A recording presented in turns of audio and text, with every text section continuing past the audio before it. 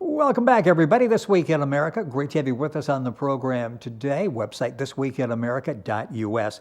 As mentioned, we're talking about the book, The Trials and Tribulations of Mary Agnes. One of the authors of the book, John Nelson, is with us on the program. He wrote it along with Anthony Horman. John, it's a pleasure to have you with us on the program today. Thank you for being with us. Thank you. Thanks, Rick. Let's talk about the book. The book is The Trials and Tribulations of Mary Agnes, which is a fascinating story that goes back to the end of the late 1800s, the early 1900s. Let's first of all talk about Mary Agnes. Explain who she is and your relationship, and then we'll get into her story. Okay, Mary Agnes is actually my grandmother. Mary Agnes was my maternal grandmother. And then I mentioned the book was written with Anthony Horman. What is Anthony's relationship to Mary Agnes? Mary Agnes was Anthony's mother. So you've got perspective from two people. You did a lot of the research on the book, but first of all, let's talk about why. This was a major undertaking, and we'll find out whether you knew the kind of undertaking it was going to be when you started the project. What was it with her story where you decided we really need to go back and document this? What was it that went from sitting around and talking about it as family members to actually starting the research to put the book together? Yeah, the funny thing is that my uncle and I were speaking, and we were saying, there's very little note. I used to say Nana. Nana never really spoke much about her mother or any of the ongoing, her childhood or anything. And so we decided, hey, let's take a look. We actually looked at let's try to find her mother's burial, like when did she die, what year it was, and so forth. And we kind of found out that when we were doing some of the genealogy research, we found out that she was actually buried under the wrong name. She was buried under actually in the book she's referred to as Mariah. This is Mary Agnes's mother, and we found out that she was buried under the name Mary Agnes Luby, right, which was not her actual name. It was Mary Agnes Doherty. And we said, gee, look at some of the things, there's so much of a story about, immigrants coming and landing in Lowell, right there, their journey from England and then landing in Lowell, Massachusetts, and, the story of the mills and, the story of tuberculosis and how, folks had to cope with, tuberculosis, and then the orphanages and the different folks that my grandmother met along the way, right, as well, as a result of that sort of like a life of hardship, right, which ultimately ended in a triumph, right, which with the family being reunited in Drake, Massachusetts, and actually prospering as time went on. So that was really our focus on doing the book. We wanted to tell that story, the story of the Irish immigrant, the Lowell mills, the orphanages, the death, and so forth, and then sort of the phoenix rising from the ashes, right? The ultimate family in successful family. The book we're talking about is The Trials and Tribulations of Mary Agnes. John Nelson is one of the authors with us on This Week in America. The book's available at Amazon at bookventure.com. If you go to our website, thisweekinamerica.us, you can log on directly to the website and get information on the book. I mentioned all the work that went into this because it's meticulously researched, and you did quite a bit of that. Did you have any idea what you were getting into? Once you started looking into this, I'm sure you opened one door and 3 or 4 more opened. Were you surprised at how involved it was to actually go back and all the information you were able to find? Yeah, it was like quite an experience, but putting together the story too, trying to what factual information that we did have, what was passed down, what was told, right? So there was a lot of that included in the book. It's not just genealogy research, right? It's some of the the way things were passed down, the stories, etc. The fact of the family coming from England, what happened, how did they die, and all of those things were very significant in the whole process. It gives So you it the wasn't just sense, genealogy. yes, as you're reading it, it's not just date and timeline and here's what happened and here's what happened. It's a narrative. It makes you feel like you know the family. And let's go back and start. It's 1890. It's 10 years before the birth of Mary Agnes. And you pick up with talking about her parents and their decision to come to the United States. And a lot of families were going through that. They were in London. That was sort of a dead end in some aspects at that point. People are coming to the new world over here. Talk about that, the decision that went into that. And they get in the U.S., and I think you mentioned it, they ended up in Lowell. That was, they were going to go to New York City. The family saying, I don't think New York is right for you. We're going to go to Boston. They end up in Lowell. Right. Talk about that process, what went through the minds of her parents in making this decision, a momentous decision to come across the ocean and come to the U.S. Right. Yeah. Exactly. It was like you described. The sort of the dead end of England. Right. There was the thought of opportunity. Although there was word coming back to the United States to England that the United States wasn't always as prosperous as you might think, but that there would be some alternatives to New York City and Boston. Right. And that was the case where the word came back that there were other alternatives like Lowell, Mass, right, and that the textile mills were being built, and that there was not a need for Irish labor, and that there were family connections and friends there. So I think that was a huge piece of the decision to come over, that it doesn't necessarily have to be in the slums of New York or some of the inner cities of Boston, that there are some maybe less metropolitan settings that could offer employment and prosperity, and something that would be more familiar, especially for the Irish coming over. Well, I was going to say, it gives you an insight into, in this case, the Irish coming over. The Italians went through it. Other people went through it in coming over here and relocating in a new land. It's called The Trials and Tribulations of Mary Agnes. They come over to the U.S. Let's talk about Mary Agnes's childhood, because it was difficult. You forget what times were like back then. It was difficult. Talk about what it was like for her growing up, and the family issues and the health issues that everybody faced. Right. The big difficulty, of course, is the tuberculosis outbreak in Lowell, right? And the fact that folks were living in tight quarters, right? And not only that, working in the textile mills or in the stoneworking, like the trades, right?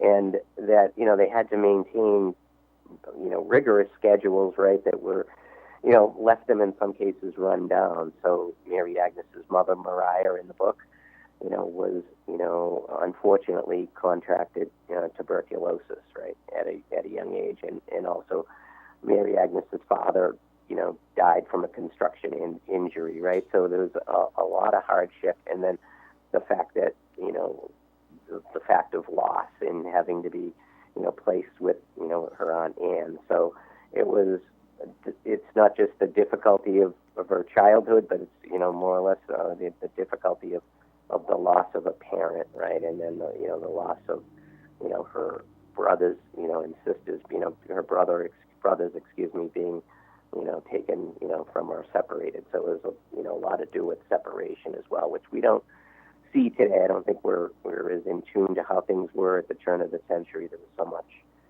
sickness and death and orphan children, etc., from these what I would term as very, very difficult conditions. Yeah, and you talk a lot about the orphanage and that impact that had on her. Talk a little bit about that, because as we think of that now, you've got this elaborate process and placement process that people go through. Talk about the impact that the orphanage had on Mary Agnes. Yeah, actually, Mary Agnes was extremely lucky, right? She was placed, with a wonderful Catholic nun, right? That was very attentive and caring to children, and really provided her with first of all, with a good education, and also really exemplary love, right? That got her through those years. So those orphanage years were, extremely, formative, for Mary Agnes, right, as she, kind of came out of the, sort of the ashes, right, of her mother dying and then being placed in an orphanage at a, very young age, and then, such a benefit and such, kindness that I don't know that we expect at the turn of the century, but the Catholic nuns, deserve so much credit, right, for their, their kindness and generosity, and just generally how wonderful they, their upbringing of children were in those orphanages, because that was an extremely tough time. John Nelson, our guest on the program, co-author along with Anthony Horman of the book The Trials and Tribulations of Mary Agnes. She gets married and goes through the childbearing process, and we forget too how difficult that was. That was a rather perilous situation. It was not easy. There was a high rate of infant mortality. Talk about that, and then having the children, and then we'll talk about your mother specifically, because it was taking her to the doctor that led the doctor to find out that Mary Agnes had tuberculosis. Right. Yes. Well, and I guess as far as the difficulty of the childbearing, a lot of that, pertained to Mary Agnes's mother, Mariah, right?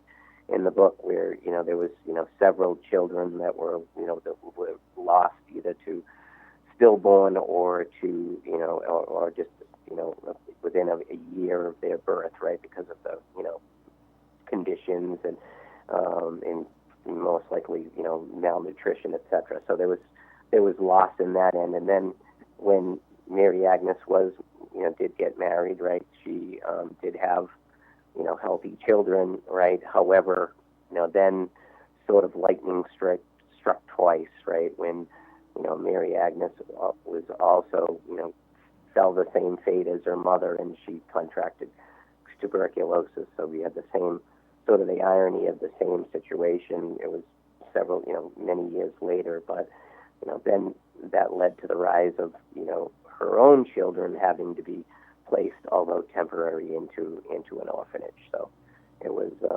again, it was sort of a lightning struck twice in that respect. So. And then she was able to beat the tuberculosis. The tuberculosis was arrested, and that was one of the triumphs that you talk about. It's a very good look at her life, but also a look at life of what people went through during this era. Talk about, she passed away, I believe, on September 1st of 1973 with family members there. What was she like? I mean, at the end, it seemed like she was very peaceful with everything, and she owed a lot in her life to St. Anthony. Exactly. Yeah.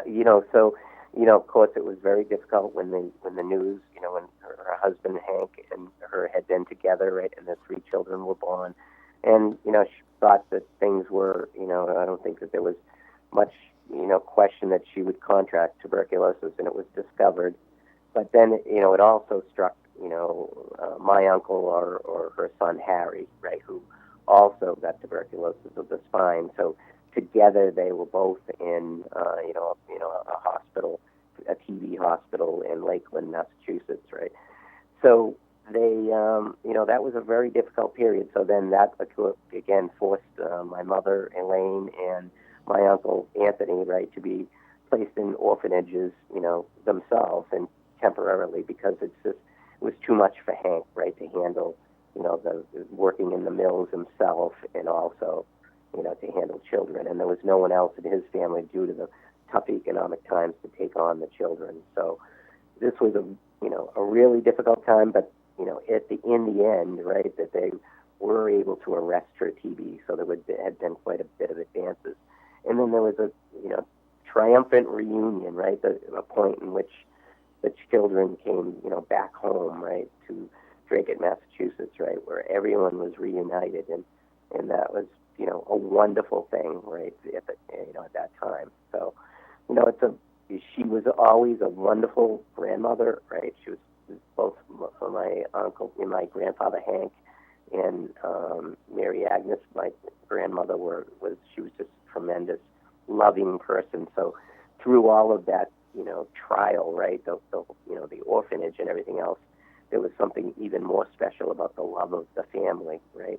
because of all they went through, right, together. So Right. it's, and yes, she died peacefully, but she made it to 73 years old, which, it was, sort of amazing in that she was able to survive the tuberculosis and live like a normal life.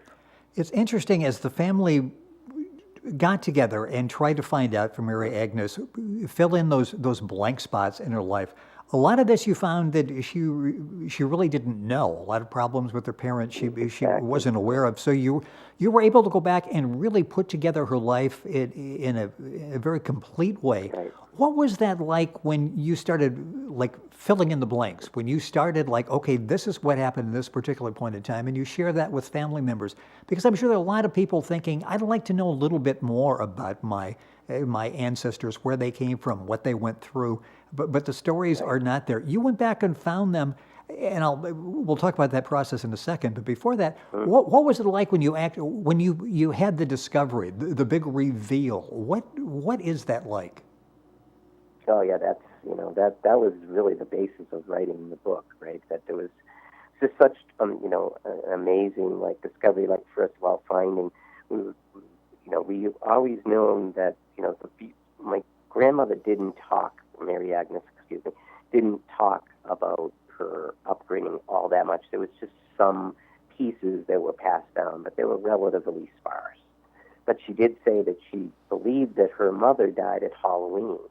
Right? She always hated Halloween, and so in going back and checking into that, we found that it looked like her memory was probably of her being taken away from the family around Halloween. So when we went back and looked, we're looking for, all right, where's the death records from Mary Agnes Doherty, right, which was Mariah in the book, and what we found is we couldn't find any Mary Agnes Doherty that had died. So we looked, how about Mary Agnes Luby? Is it possible that was a mistake? And what happened is we found out that, yeah, that was the mistake. She was buried actually under the wrong name. And some of this had to do with, we pieced together that, when going to City Hall in Lowell to report the death, that it was reported by, her sister-in-law, who, maybe there was some barriers in the translation, but it got recorded that, her name was Mary Agnes Luby, which she never was. So that's where it all started, right? And that's where we started to go back and piece together, from England all the way up to the current time, based on that sort of irony of how people were sort of, I hate to say, shoddy records and almost forgotten, right? Because there's no real, no photographs, not really all that much documentation on their lives. And so it's very, important to go back and research that. And from that, really, we came up with I think it was a very compelling story. Yes, and the story is The Trials and Tribulations of Mary Agnes. You're listening to This Week in America. John Nelson, our guest on the program, one of the authors, along with Anthony Horman. Again, the book is The Trials and Tribulations of Mary Agnes. It's available, of course, at Amazon.com, bookventure.com, at their bookstore. You can link on directly by going to our website, thisweekinamerica.us. A couple minutes left in the program. Let's talk about the process. And you talk about the fact that records were somewhat shoddily kept during this period, going back and trying to piece things together. Talk about the process of putting this together. How difficult was that, and what advice would you give to people who would like to do what you did?